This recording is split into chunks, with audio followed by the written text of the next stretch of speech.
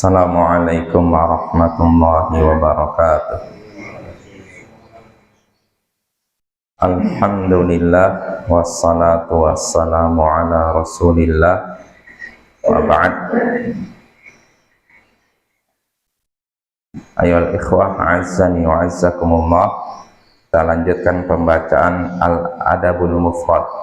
Berkata Imam Al-Bukhari rahimahullah, babun idza ahabba rajulan fala yumari wala yas'alu anhu.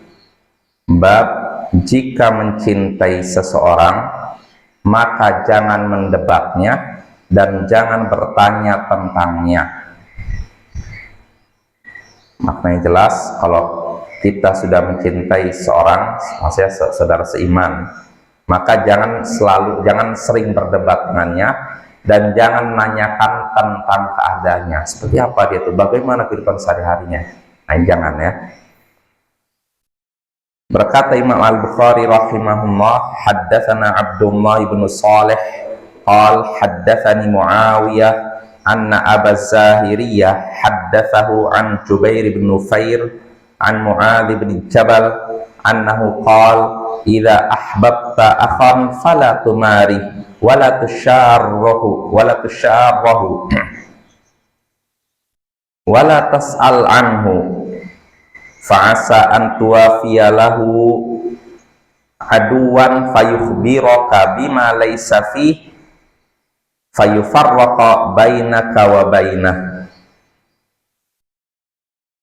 Telah menceritakan kepada kami Abdullah bin Saleh, ia berkata telah menceritakan kepadaku Muawiyah bahwasanya Abu Zahiriyah menceritakan padanya dari Jubair bin Nufair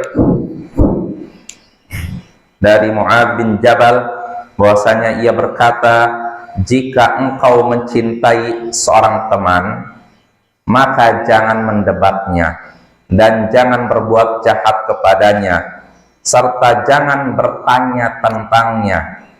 Bisa jadi engkau mendapati musuhnya lalu mengabarkan kepadamu apa yang tidak ada padanya sehingga akhirnya terpisahlah antara dirimu dengannya. Nah, ini hadisnya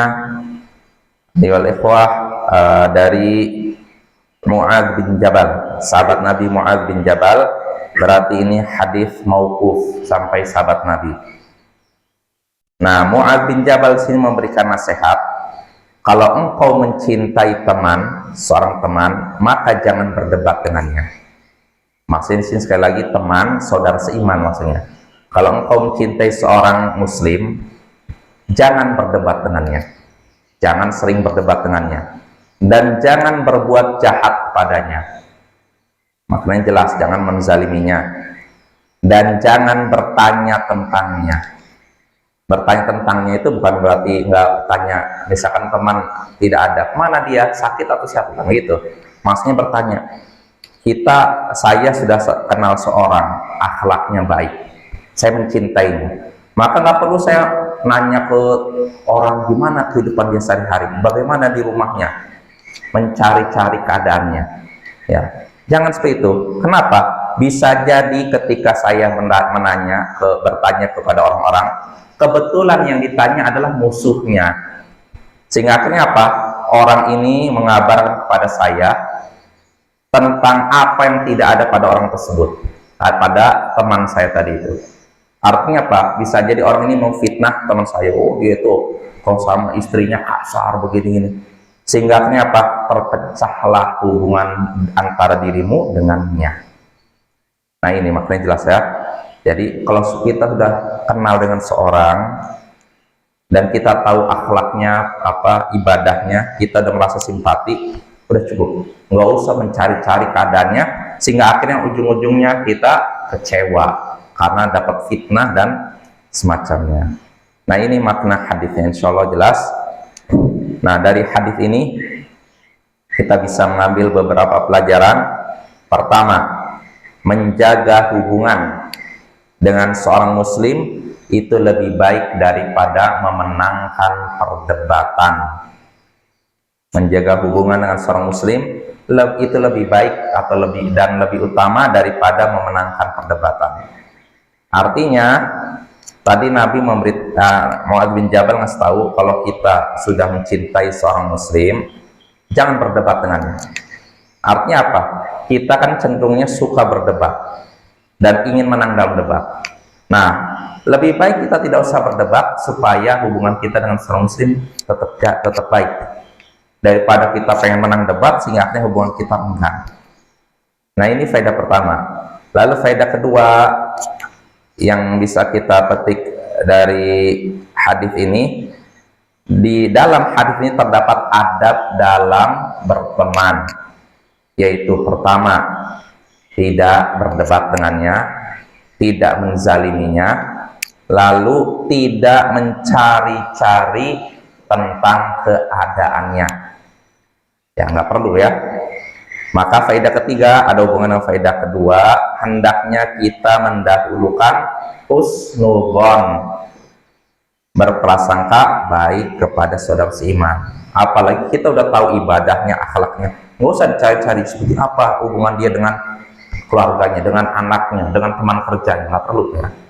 Dahulukan husnudzon supaya hubungan kita tetap terjaga. Lalu faedah berikutnya yang bisa kita petik dari hadis ini, tidak semua informasi perlu dicari. Bapak ya, tidak semua informasi perlu dicari. Termasuk ya tadi, kalau saya sudah mencintai atau simpati dengan seseorang karena kesolehannya dan ibadahnya misalkan, nggak perlu saya cari semua informasi tentangnya. Sehingga akhirnya apa? Kalau ada salah sedikit, simpati saya berkurang, hubungan saya dengan dia renggang. Atau saya dapat info dari orang yang musuhnya ternyata, sehingga akhirnya mau fitnah orang tersebut, saya termakan fitnah tersebut. Akhirnya saya jauh dengan dia. Maka nggak semua informasi perlu kita cari ya. Lalu faedah terakhir yang bisa kita petik dari hadis ini, cinta sejati ditunjukkan dengan menjaga, bukan menguji. Cinta sejati ditunjukkan dengan menjaga, bukan menguji. Artinya kalau memang kita sudah cinta dengan seorang, sudah simpati dengan seorang, dengan saudara seiman, ya cukup kita jaga hubungan dengan dia. Gak perlu diuji. Coba saya simpati dengan dia dan dia simpati dengan saya, coba saya uji kira-kira bagaimana simpatinya, benar atau tidak. Nah, ini nggak perlu ya. Seorang muslim nggak dituntut seperti itu. Yang dituntut yaitu menjaga hubungan, bukan menguji hubungan. Wassallallahu ala nabiyyina Muhammadin wa ala alihi wa sahbihi ajma'in, wa akhiru da'wana anil hamdulillahi rabbil alamin. Assalamualaikum warahmatullahi wabarakatuh.